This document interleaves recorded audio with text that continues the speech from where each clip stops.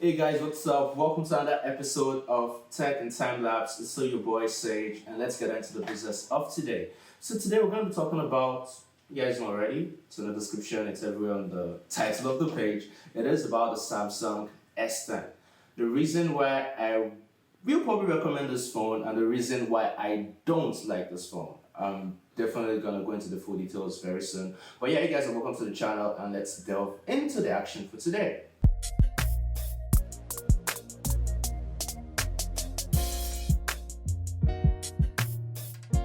So, the phone, let's first talk about the specs, the build of the phone, what makes the phone what it is. Well, this is a 6.1 inch full screen display phone. It's got the front camera, which is right on the edge, which I really like. It's very innovative. It's a new concept actually. The design is very sleek, it's smooth, it feels very premium with the aluminum body, the screen display, the glass back. It just feels like an expensive phone, and you know what it is at Samsung, you have to applaud them for what they did. So that's for the build of the phone. Internally, it sports an 855 Snapdragon chip, the Exynos 9820 depending on which part of the world you're in.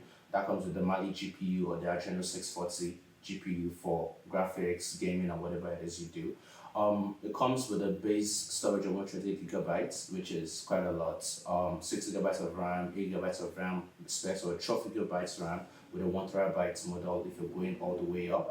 So you get all of that with this phone, and same with the E and the S10 Plus. So depending on which of the variants you go for, there are slight differences which I would cover slightly. The S10e is slightly smaller than this one is, while the S10 Plus is definitely bigger at a 6.4 inch full phone, which is like 0.3 inches bigger, which is quite much bigger than any phone. I prefer big phones, so I would definitely go for that version if I was to actually select a full phone for myself. This came to my hands not deliberately, but I get to that towards some other time. So that's with the phone, the design. It's got Corning Gorilla Glass 5 protection on the back and 6 on the screen, which makes the screen definitely tough. But in reality, with my experience, I don't know. I'll come to that later. And still part of the specs of this phone, one of the loudest, the most advertised, and most screamed and talked about part of this phone this year was, you guys not ready?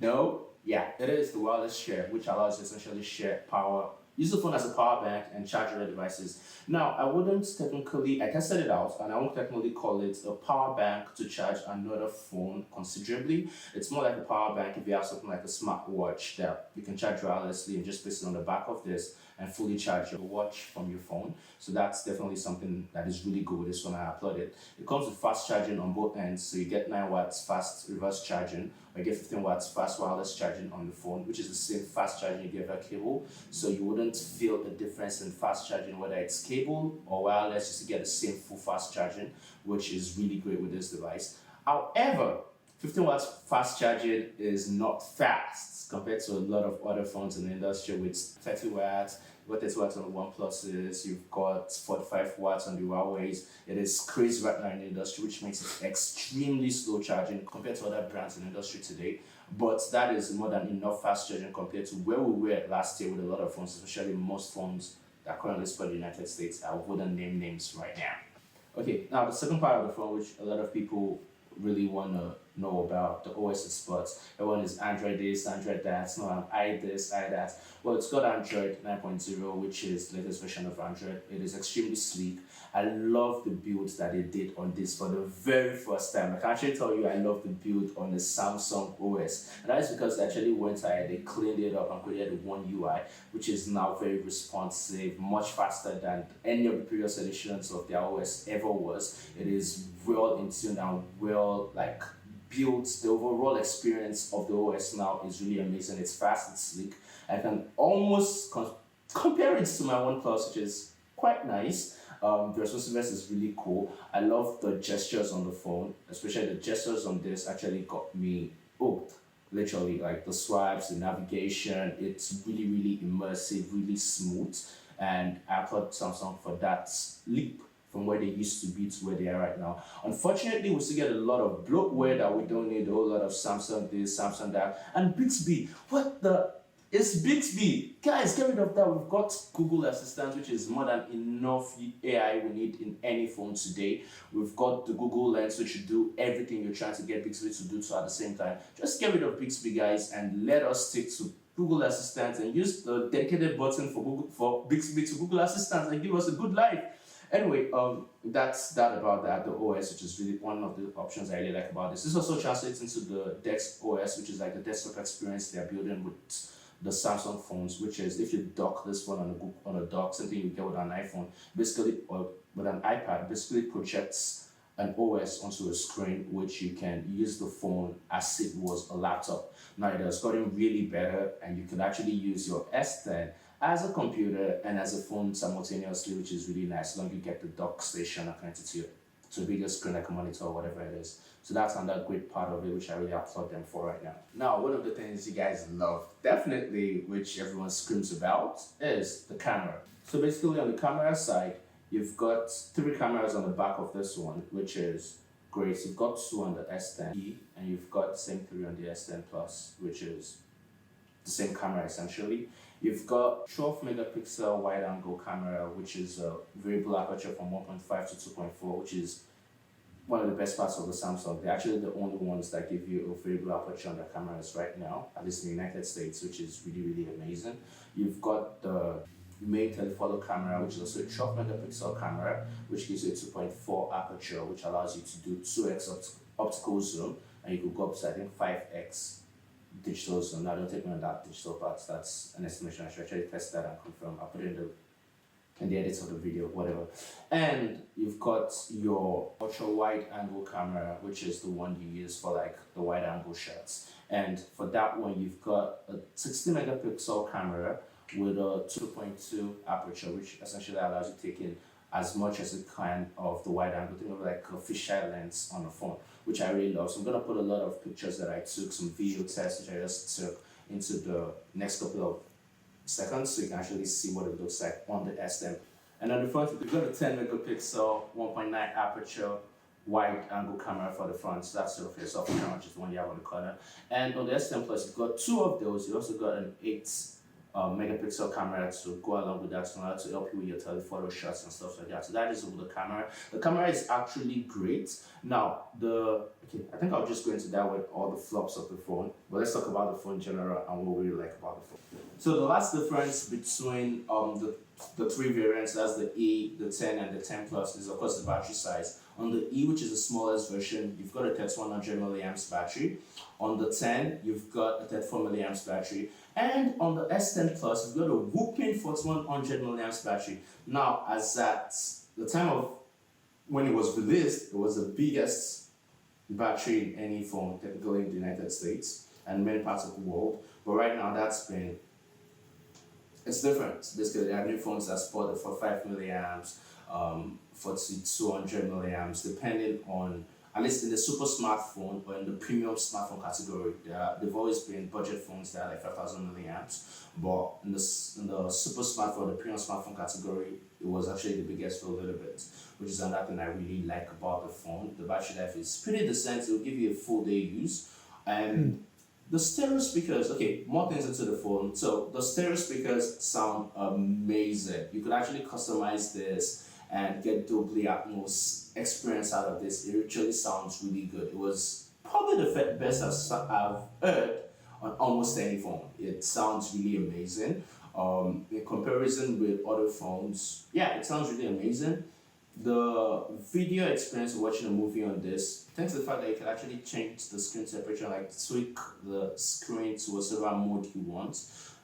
Watching a movie on this is also very impressive. I don't watch movies on the phone usually, but I actually did on this one and it was pretty immersive. So that's another thing I actually really like about this phone.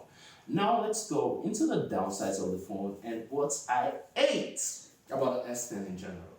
So the first thing I don't like about this phone, which you can see already, I do the reviews of most of my phones after I use them for 2 or 3 weeks, and they still don't have pouches on them. So I've had this for 2-3 weeks now, and It's broken all over. Literally, the back is broken, the front is broken. This phone is extremely fragile. This is the most fragile phone I've used in the last 10 years. Like literally, this phone is freaking fragile. It dropped from literally this height and broke. So it claims it has Corning Gorilla 6 and 5. That is BS. Literally, that's big BS. This phone is extremely fragile, so I would not recommend it for that version first. If you're ever gonna use this phone, make sure you get a rugged, like a good outer box packaging to put your phone in, which actually take away the experience you get with the colors and everything. And I forgot to mention, you also have a ceramic version of the phone, which actually looks very beautiful. The prism white and the prism black look really, really beautiful. The prism gray too, also green. But sadly, the phone is extremely fragile, so you can't really don that beauty out without putting it in a case. So maybe a transparent case, probably. The second thing I don't like about this phone is with the camera. Yeah, I know I said the camera is amazing, it's great, it takes really good pictures as you can see, or as I already showed you before. But with things like video recording, it doesn't support video stabilization in 4K. That's the first major problem I have with the phone. So the optical stabilization goes off immediately once you switch into 4K. In many modes, it's just off. The very basic level of the phone is amazing until you start to tweak it up. It's got 4K video recording on the front camera. It's the only one that has it. You'll be like, wow. Up until you start using it and you're moving and you discover you can't do shit with it. They need to really work on the OS to actually make sure the phone would hold itself not just on the mid-grade but all the way to the high end for people like us who actually want to get high end experience out of the phone.